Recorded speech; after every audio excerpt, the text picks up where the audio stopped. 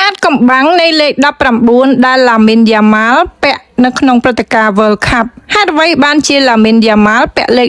19នៅព្រឹត្តិការណ៍ World Cup អ្នកគាំទ្រភាគច្រើនគិតថាវាជារឿងចៃដន្យប៉ុន្តែតាមពិតវាមានហេតុផលនៅពីក្រោយទី1គាត់បានពាក់លេខ19នៅពេលដែលអេស្ប៉ាញឈ្នះយូរ៉ូឆ្នាំ2024ដូច្នេះវាបានក្លាយជាលេខសំណាងរបស់គាត់ហេតុផលទី2មេស៊ីក៏បានពាក់លេខ19នៅក្នុងព្រឹត្តិការណ៍ World Cup លើកដំបូងរបស់គាត់ផងដែរដូច្នេះឥឡូវនេះឡាមីនយ៉ាម៉ាល់កំពុងតែពាក់លេខសំណាងមួយការចងចាំអំពីពានរង្វាន់និងការតភ្ជាប់ជាមួយនឹងមេស៊ីទាំងអស់នៅក្នុងពេលតែមួយតើវាគ្រាន់តែជារឿងចៃដន្យឬក៏ជាការចាប់ផ្ដើមនៃអ្វីដែលពិសេសអាចកំបាំងនៃលេខ19ដែលឡាមីនយ៉ាម៉ាល់ពាក់នៅក្នុងព្រឹត្តិការណ៍ World Cup ហេតុអ្វីបានជាឡាមីនយ៉ាម៉ាល់ពាក់លេខ19នៅព្រឹត្តិការណ៍ World Cup អ្នកគាំទ្រភាគច្រើនគិតថាវាជារឿងចៃដន្យប៉ុន្តែតាមពិតវាមានហេតុផលនៅពីក្រោយទី1គាត់បានពាក់លេខ19នៅពេលដែលអេស្ប៉ាញឈ្នះយូរ៉ូឆ្នាំ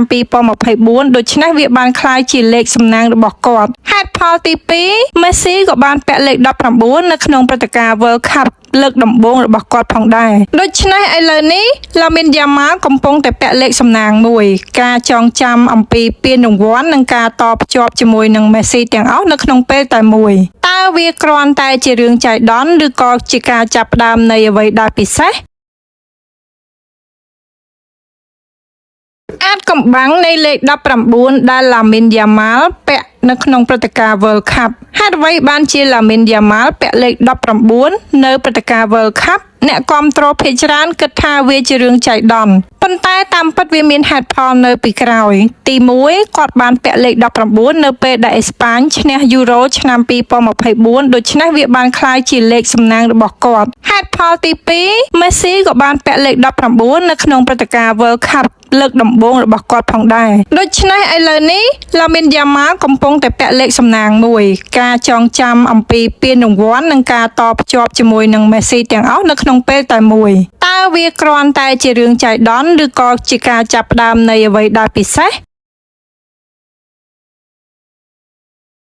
អាចកំបាំងនៃលេខ19ដែលឡាមីនយ៉ាម៉ាល់ពាក់នៅក្នុងព្រឹត្តិការណ៍ World Cup ហេតុអ្វីបានជាឡាមីនយ៉ាម៉ាល់ពាក់លេខ